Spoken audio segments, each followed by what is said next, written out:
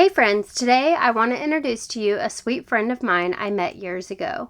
I only had the pleasure of getting together with her twice, but she left me with so many nuggets of wisdom in our short amount of time that I knew I had to come and share her with you guys. I would love to welcome Laura Padberg. She's a mama of 6 with 25 years of homeschooling experience.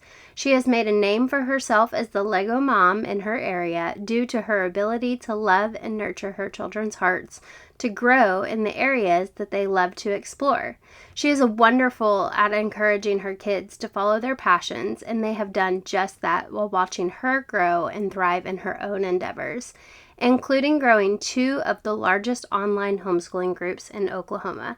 So here we go.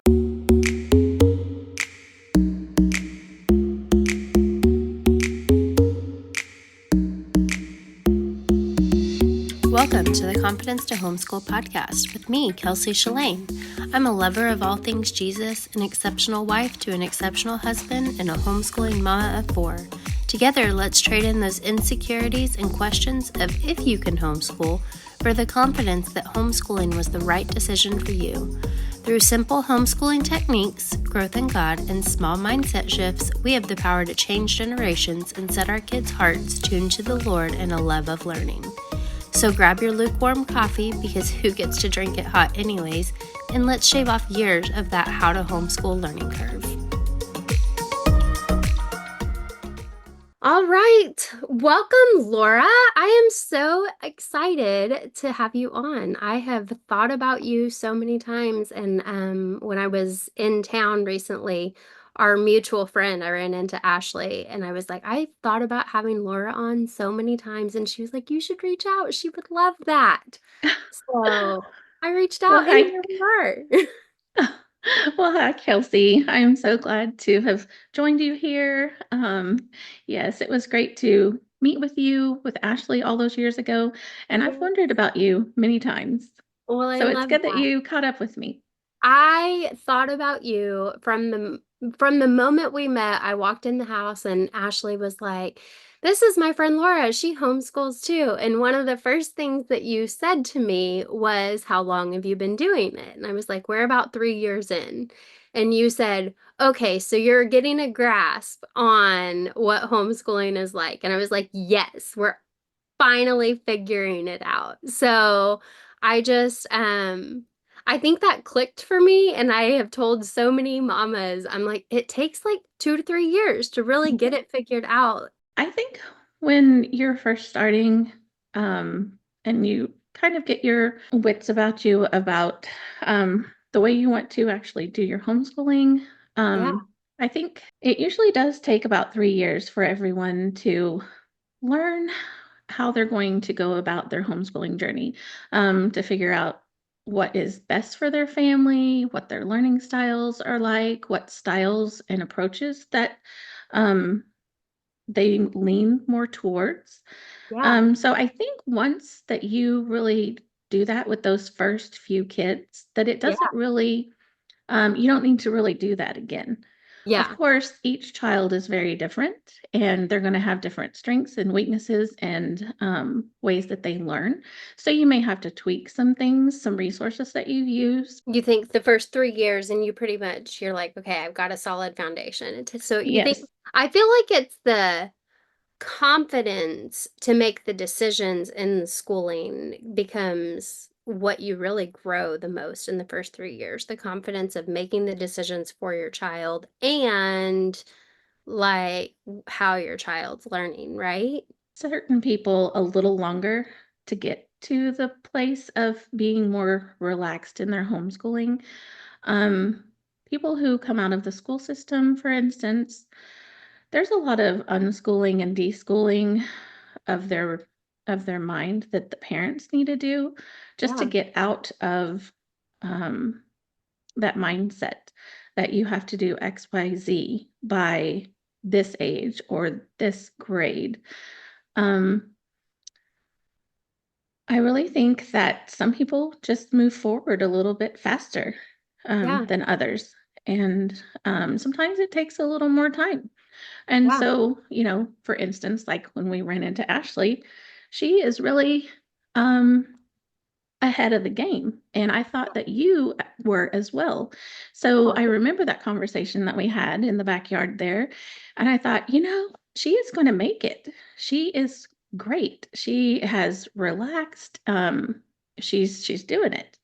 And so sometimes we just need someone to come alongside us that's done it hmm. longer than we have or has reached the other side and Yeah. can tell you that it's okay for you to calm down, to relax, and Yeah. that it's not a race. Right. And, just to enjoy each and every moment and just let them learn on their own timeline. I love that. I love that. Yeah, one of the things that we talked about was the Waldorf way of thinking, and like their brains are not truly ready to learn how to read until they have lost four teeth. Is that right? That Yes, somewhere along my journey of reading, I had come across this little tidbit that they didn't even start to teach reading until at least 7. And they had recommended that if your child had not lost 2 to 4 teeth, that the systems in the body have not just solidified yet enough for that to take place. That is not a hard and fast rule. It doesn't apply to everyone. right, of course. But if you are having a later reader, then it could very well be a helpful thing for you to just realize that it's okay for you to take a little more time and let them learn a little bit later. Yeah, I totally agree. My daughter, we really struggled with reading at the beginning of our homeschool journey.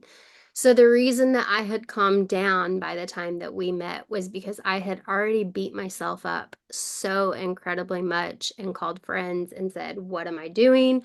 Why did I do this? Why did I sign up for homeschooling? I'm certain I'm failing my daughter." And all of the struggles that we can go through at the beginning when I was very much, like I was very much public schooled, and I still was kind of breaking things off in my family to where I was the first one that was homeschooling. I didn't really have a whole lot of people to turn to, and I didn't really have a whole lot to go off of. And so I just feel like, I feel like your relaxed state of it's going to be fine. You're going to make it through. That little tidbit of just knowing that they are not actually supposed to be reading at like 5 years old and fluently at 6 years old, and that it was okay if we just were where we were, has been something that I think I have echoed to so many mamas out there. And I just love and appreciate that because I've gotten so many times that I have told that fact to somebody. And they've been like, "Oh, actually, that does make sense. About the time that they lost their third, fourth tooth, like they really did start figuring it out." And I was like, "Yeah." And so I'm like, it's so funny because that was just a little tidbit of a conversation that you and I Mhm. had sitting around a Right. campfire making s'mores, And so I Yeah. find it so funny that that was just, so such an such a small conversation that has impacted so many others, like so I'm so grateful for you for your knowledge on that.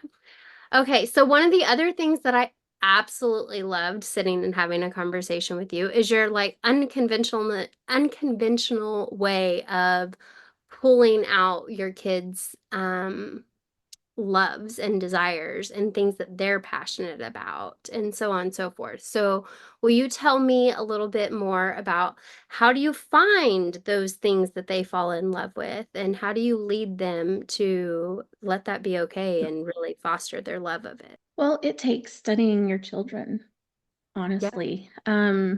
We are in the home and we can watch them, we can pay attention to what they're doing. What are they gravitating towards? How do they learn? What are those God-given, gifts and passions that He's put in them? And so it's kind of our job to um, study Yeah. them and figure that out. And then we come alongside them and become their underskirting and their support system. And we just kind of help them get to that point to where they reach those goals or those passions. Mm-hmm. Um, we bring things from the world into the home. We do whatever we need to do to help them reach the potential that God has placed in them. My son was very much a busy little boy, Yeah. and he did not probably sit down until he was about 7. And so around right about that time, we got some Legos, and he started playing with those. And it became such a love and a passion for him that Yeah. that is all he wanted to do. And so a way that I fostered that love of Lego was to give him copious amounts of time. And then Right. I also started a local homeschoolers Lego club. And so we would meet every month at the local library, and I would bring all of these Lego containers and we would pour them all out, and the kids could come and just play together and create and imagine. There was no structure. It was very important that there was no structure. Right. It was just free play because that is something that just needs to be left alone. And I Mm-hmm. think, a lot of parents and educators want to control pretty much everything. And so, so much more can happen if you just leave everything out for them to explore and problem solve, and just give them some space to just to be with the Lego themselves. Shortly after that, we had watched a documentary. So they had, I think the documentary was about Brickmania, and they had gone into their Lego house, the warehouse there, and he was able to see everything going on inside there, and he was just in awe and amazed by it. Later on, I found some contests for him to get involved in, and so we put a homeschool team together. We had a contest downtown, and they were to build some buildings as replicas, and so he was able to win something like that. And Nice. then I just kept finding anything and everything that I could to foster that love and encourage him and help him develop his skill. And Awesome. so that just progressed as he got older. And then when he turned 18, he decided to enter a convention that had come to town. And everyone kept coming up to him and saying, "Oh my goodness, do you sell these? Do you sell your creations? You could make so much money selling these." And so at 18, he decided to jump on board and start a business. That's And so cool. so at 14, I knew he was going to do something with Lego. I just didn't know what it was going to be. And it was nice to watch it all unfold and to Right. be a part of it. So, Well, and I love the fact that I think that we're in this world where so many people are thinking about what it is that their kids are going to do when they grow up. But I mean, I have like this hard time of grasping, okay, we are living in a world where you can literally make money doing anything. Like you can make a job out of anything at this point in time. And then also the real life of like, okay, but you can't just be whatever you want to be if you don't have a talent at it. I was certain I was going to be a country singer and I can't carry a tune in a bucket. So, like, I mean, there's the realistic vision as well as like but you really can do anything. So, I love that you really watched him and fostered that and continued to pour into his love for Legos. And now he makes his own kits, right? And sells them. Is that right? yes, he does. That's He awesome. he does highly detailed military aircraft, and so every time he has a new release, he does put that together into a kit. It's complete with instructions and the Lego that you need, and also printed parts. He recently started doing that, And so after that, he offers the instructions later on the website so that those that follow him that also have an extensive Lego collection don't need a new kit. They Yeah. just want the instructions. So that's available too. Oh, that is so cool. I did not know that. That is awesome. So somebody who has all the pieces can go in and just start building it off of Hmm. the instruction. And what a great way to use the social media as well and to be able to be building that also Hmm. into an empire. I love that. You've done a great job leading. So that is awesome. Okay, so tell me some more tips and tricks that you have found out through your learning experience. I know one of the things that we also talked about was, is it 20 easy reading lessons or 20? 100 easy, yeah, teach your child to read in 100 easy lessons. Okay, That the is a 100. favorite book of mine for Yes. sure. Okay, so that's the one you use is the reaching or teaching them to read in 100 lessons. And then correct me if I'm wrong, because again, this was a while back. You put a prize at the end of it, right? Like a big Hmm. prize, like a bike or something along those Right. lines. And they get to work through it. Hmm. Okay, tell me more about that. Yes, I like to share this often. I sometimes think that teaching reading has just gotten a little too complicated, Yeah, and this book is really simple, yeah, especially if you just take out the fluff and just do the big black bold parts on the yeah, pages, because that's what we do. And it can take just a few minutes, and this is a good chance for you to see how far that you can go at what age they are. And if it's oh, frustrating them, then it's just not time yet. So right, put that away and then try again in a couple of months. But yes, I always put a brand new bike at the end. It gives them an incentive, and it's just more of a celebration, that they did complete the book. It doesn't matter how long they take to complete the book. It's just that they do complete the book, yeah, because just like reading, it doesn't matter when they learn, it's actually that they do. right. So what So, age do you start offering that to your kiddos? well, I have had some late readers and I have had some early readers. And so generally, I don't really start with the book until around 8, Okay, because that is when the teeth have fallen out. They're more interested in learning how to yeah, read. Doesn't mean that they haven't been trying to read the text or read right, things on the computer or TV. It's just more focused right. time of learning to read. So Okay, so what are some things that you would suggest up until around that time period for somebody who is um just kind of looking at, so do you teach letters? Do you teach letter sounds, or does that all of that go into the book? we don't really sit and focus too much on the letters and the sounds. And I mean, it goes into the sounds right off Right. in those first few pages. But um, in those early years, we just do a lot of reading of picture books, life reading, signs, writing their name. That's where the Yeah. letters would come in. The names of the letters would come in. Using some handwriting and stuff. Yeah, handwriting, things like that. If it's more of a as we go along, teaching in the moment, Yeah. when they come up with something, we're like, what letter is that? And what Right. sound does it make? Or what does this say? It Yes. usually is that, is what we Well, do. and I love that because you're so right. I have a son that would call himself a gamer.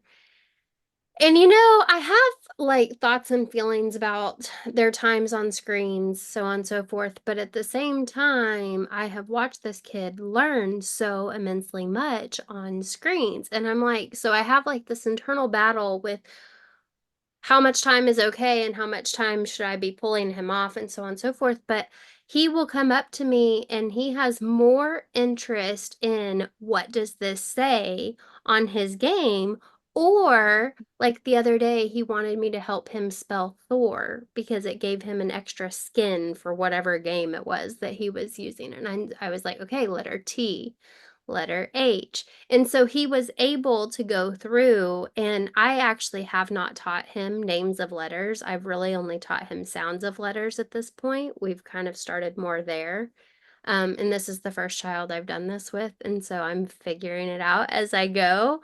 But I would say it makes the sound t. And so he could figure it out just by, like what does it say, and figuring it out on his iPad and typing it in himself. So I do think that, like that is learning through play, and it may not be the conventional way of teaching, but at the same time you really do learn how to teach in the cracks of your day whenever you're Mhm. homeschooling. I think one of the friends that or things that I've said to one of my friends is the fact that you truly become a teacher when you homeschool. Like that just becomes part of your identity, so you learn how to teach through the cracks of your day. Do you agree with that? I do. And that just shows you that children will learn what is important to them and Yeah. when it's important to them. That game is currently important to him, Yeah. and he's going to do what he needs to do to be able to read those words that he needs. Right. So, yeah, it just depends on whatever they are really into at the time. Because I did have some that actually learned from texting me. Yes. I had one that really liked learning from a game that was on the computer. Mm-hmm. Um, so we've had all of those types of So what would scenarios. you say to a mom that has a child with more of doesn't sit down and do books so much, or doesn't like wants to learn during play? Is there some good tips and tricks that you have for learning during play? Absolutely. I knew of a family a long time ago that used to have to go and follow their son out to the trampoline. And so she's like, well, I'm just going to do their multiplication tables out here while they're doing their trampoline. And he memorized all of his multiplication tables bouncing on the trampoline. So fun. And, it just doesn't have to be the way we were brought up or the Right. way we learned. Again, it's that they learn how to do it. It doesn't really matter when or how, Right. because that is so individual. There are some children that lean more towards right-brained learning, Yeah. and there are tips and tricks that are very helpful for those children. And I think society is really quick to jump that they're not doing this, or they're not reading by this age, they're not writing, or their spelling is suffering because they're not spelling at age 9. And sometimes it's just time that needs to be had. And it's really hard for a lot of parents to accept the simple answer of maybe just giving them more time Right. because they're bombarded with people on the outside telling them that something's wrong. Right. Sometimes there is something wrong. We're not saying that that does not happen and that extra resources are needed. But a lot of the time, if you just tweak the way you do some things, it will just work like magic. And Yeah. for instance, those that learn a little differently, music is very, very important and helpful. Color, having color Yes. involved, having things up high on the wall, especially if you're right-brained, because right-brained learners really take pictures a lot in their head, and that is how they access um, their right, their information is to look up and to the left. So you'll see them do that a lot. Having stories attached to things. I Yeah. know that some of mine during math lessons, to help them understand subtraction, we live in a cul-de-sac for one, Yeah. and I would put a little story together and say, okay, we need to borrow from Tisha, which is next door, and we want to, borrow some butter or something fun. And then, oh, the next neighbor we need to borrow from. And so it would just be like a little story along with their subtraction problem, and it would just seal the process into their mind. And it Yeah. didn't take hardly any time. And so it was just a quick way to move past that. Right. So there's just a lot of different tips and tricks. And like spelling, one of the favorite things that I like to tell people is if they're struggling with spelling, let's introduce some color. If you could get one of those small whiteboards, and then you take the spelling words that they're having trouble with and divide them up by syllable.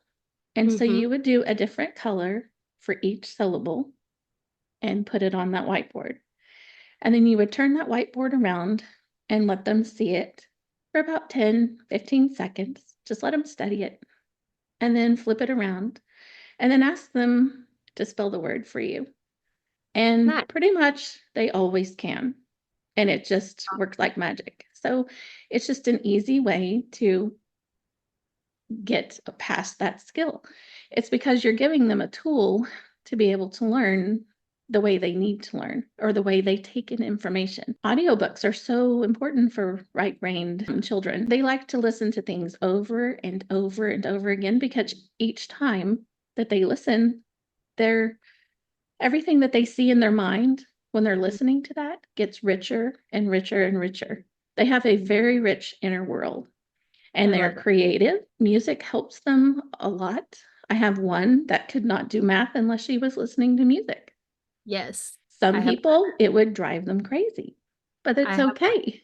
Some Mm-hmm. need to bounce on a ball while Yes. they're sitting at their desk, you know? Anyway, so I just encourage people to explore other teaching tips and tricks and if something's not working to change it Yeah. because there's no sense in having any tears and struggles and frustrations and definitely try to not to Right. compare your child. So tell me some more about like how would I know if my child was a right-brained learner?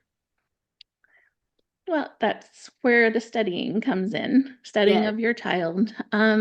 There are some quizzes online that just kind of give you some pointers to just kind of use while you're studying your child to see if they lean more towards that way. I really like the website called Right Side of Normal. Okay. They actually offer a chart that I like to share that shows what kids around age 5 to 7 tend to be more focused on. Okay. And so they would focus more on the reading, the writing, and the math around that time, where their counterparts, the right-brained learners, would be more focused on like science and geography, history, animals, creative outlets, activity, that kind of thing. And so, and then public school is usually not um, conditioned for the right brain learner. And so they would stick out. They would be struggling learners. So if they were in the school system and that was maybe an issue, that's a good indication that you might want to try some of those tricks. And so then later on, between 8 and 10, these two tend to swap places. And Yes. so the right brain learner will want to have focus on reading and writing and spelling. And then the left side will want to, focus more on, the science and history and things like that. And Yeah. so around 13, they kind of catch up with each other and they're they've met up Yes. and they're about the same of what their focuses are. That's awesome. It's I just a do different remember timeline. I remember talking about that as well. That was one of the things that we talked about because I told you that my daughter was more of like science and history and all of the things. And now all of a sudden she does. She loves to read and she loves math and she's gotten really good at both of them and Mhm. excelled in those areas. So I do remember having that conversation as well. So, well, I love that. So, I am really interested in more of this right-brained information because I feel like I could definitely understand where maybe that was somewhere I went wrong. And Mm. growing up, like, well, I guess I didn't go wrong. Like me learning because I really struggled in school growing up, which is one of the reasons I was pretty sure I was failing miserably whenever I started homeschooling as well. I really did have to go through all of that mindset of I'm really screwing this up and so on and so forth. What other tips and tricks would you have for the right brain learner? Let's see, maybe for spelling, I have a tip about using a certain program that I have found really helpful. It's really important to find those resources that are very simple and take very little time and that just cut to the chase. And sequential spelling is one of those for spelling. Oh, As a right-brained learner, spelling is done outside of reading and writing. It's one of those that cannot be integrated because they use a different part of their brain to do that. And okay. so a lot will struggle with that. So if we take that out and use sequential spelling, they have actually taken the spelling list and spelling test kind of model and kicked it to the curb. And so what they have done instead is just build these words upon each other that are very much alike. And you would sit with your child. It takes about 10 minutes, and you would do a word and they would write it. And then you would correct it right then because you don't want that imprinted into their mind. Right. Because again, they're taking pictures of these words and Oh, you do yeah. not want them imprinting that in their Print mind. wrong. And so you will fix it right then, and then you'll move on to the next. I remember that my son was struggling with words that had OU in the middle. Mm-hmm. And so, like, could, should, would. And so I just off the cuff just said, oh, what's your favorite team? It's like OU, because we live in Oklahoma. Yeah. And so every time I'm like, okay, spell should. And he would start out and I'm like, remember your favorite team. And he would be able to finish the rest of that. And that's where stories are coming into play. And so the Yeah. math had the stories. Um, there are things that you can do for focusing. Um, if you have everything blacked out and then a Mhm. spotlight directly down on their workspace, that helps to clear out the clutter. Um, they do not do very well with clutter, so things need to be a lot more simple, colorful, and it's one of the best things that I have been able to do too is put things high up on the wall. I put a math chart up above their math work, and we don't actually, drill does not work too well. Anything timed doesn't tend Right. to work really well. It just stresses them out. So multiplication tables usually end up getting learned by accessing the chart up above their head. Yeah. And it sounds so simple, but Yeah. it works so, so well. And then maybe playing card game, with math, with for multiplication, just putting out Yeah. a couple of numbers and just doing them that way. Like flipping them over and they get to Well, keep it if it's right well, or it's not a competition, it's more of a thing with just themselves, just okay. putting two out and just, you know, figuring out what the answer is and moving on. So, yeah, the competition doesn't need to be part of that because that's kind of along the lines of having a timer. That's just Right. something that has never worked for any of my children because I have a nest full of right brain learners. Okay. Very cool. Yeah, I have super competitive children in my family, which is so funny because I am not competitive at all whatsoever. They all got it from my husband, and I just do not understand the competitive nature with them. But sometimes it works for me and sometimes it works against me. So, all right. And then one more thing that I wanted to chat about is we were talking about building heart in homeschool and, drawing your kids in and keeping them close. So, I would love to hear some of your tidbits on that. Something that I like to say often is relationships over academics. Hmm. Relationships are just so important. Um, it comes down to knowing your children, studying them, knowing how they receive love, what fills their heart cup, giving them time and attention, doing things together all the time. Our family is really close knit, and we do probably 98% of things together, Yeah. which is pretty high compared to some people. If we're invited somewhere, we all go. Um, Even if it's just a trip around town, we all go. We really make a point to have dinner every night. It doesn't matter if we have to eat out because my husband's schedule is pretty erratic.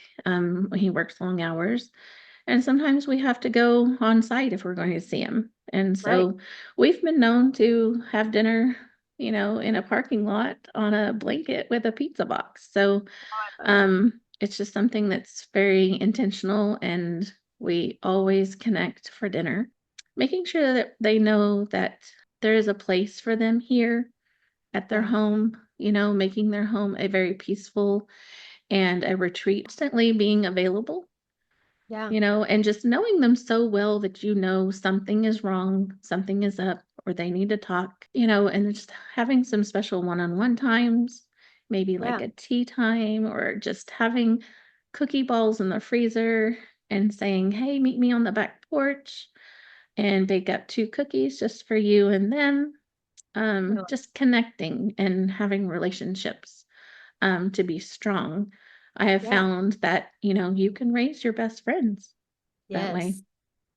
Do you feel like that also cuts down on the like, okay, it's time to do school, and then being like, I don't want to, or the negativity towards it's time to do school? Do you feel like that cuts down in that?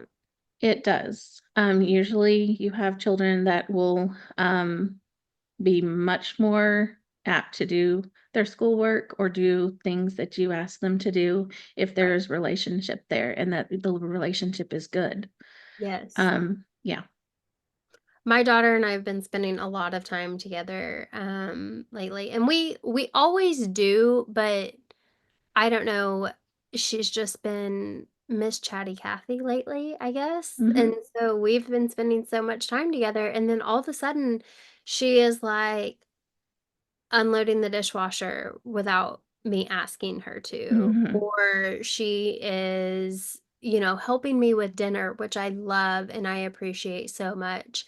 When she just comes in and like I didn't ask her to come in and help me with dinner, but she's like, I'm here. What do you need? And Yeah. so she's 10, and it's just so wonderful to see a difference in her 10-year-old self versus, my 10-year-old self, which was very, in my own little world. But like my world was completely different than hers was at her age. And Hmm. so I just love the connection with her, and I love getting to chat with her and be there with her. Like I can't imagine sending my child away for 7, 8 hours a day. I'm like, I just like you too Hmm. much for that. I know. Yes, it's such an enjoyment. I love getting to spend the time with them and laugh and giggle and, clean the house together real quick for an hour and then run and get a treat. It's just, you can do life together, especially if you can just relax and let learning be living and Yes, just not, it doesn't even really have to be like school time or anything like that because, life is learning, and things just, they don't have to be that difficult. right. And I encourage people to just simplify and encourage their children and just enjoy the Yes. moments because they go really fast. Yes. And you have, what are the ages of your kids right now? I have 27, 23, 20, 16, 12, and 9. So you really do know how fast it goes. Yeah. Yes, but I You really also are know that. certified in understanding how quickly the time goes. Yes, and I also know that if you put in the time and make sure that you have your children's hearts, that you will raise your best friends, Yes. and you will be a close-knit family even when they're older. So, is your school homeschooling method, would you say it's a little bit between like Charlotte Mason and unschooling, or what would you say your homeschooling method is if you were labeling it? I pretty much usually label mine as, just my family philosophy. I actually do take from and love parts of many of the philosophies, Yes. Montessori and Waldorf and Charlotte Mason and uh, unschooling. And I tend to lean more towards unschooling.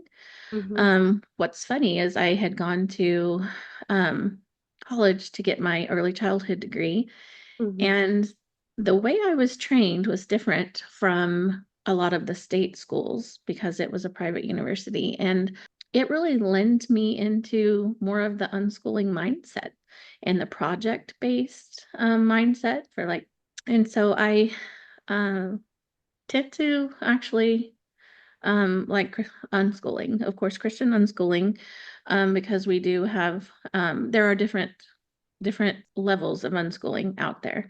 There's radical unschooling, and then there is more relaxed unschooling. There's um, Christian unschooling because we do have that as our base in our homeschools. So that does definitely come into play. Yeah, we've actually recently went back to more of using Heart of Dakota because it is very biblical based. Like most of it, it's lighter on learning, heavier on just learning the Bible and Hmm. God and his character and how to treat others.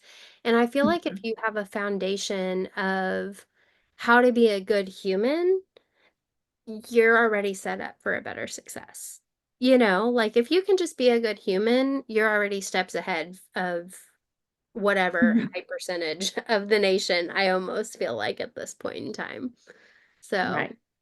I love that. Well, I definitely, when I started getting unschooling as my method of homeschooling, I was like, oh my goodness, I'm an unschooler. But as time has went on, like you said, it's become our own family philosophy. It's become our own way of doing things. And Hmm.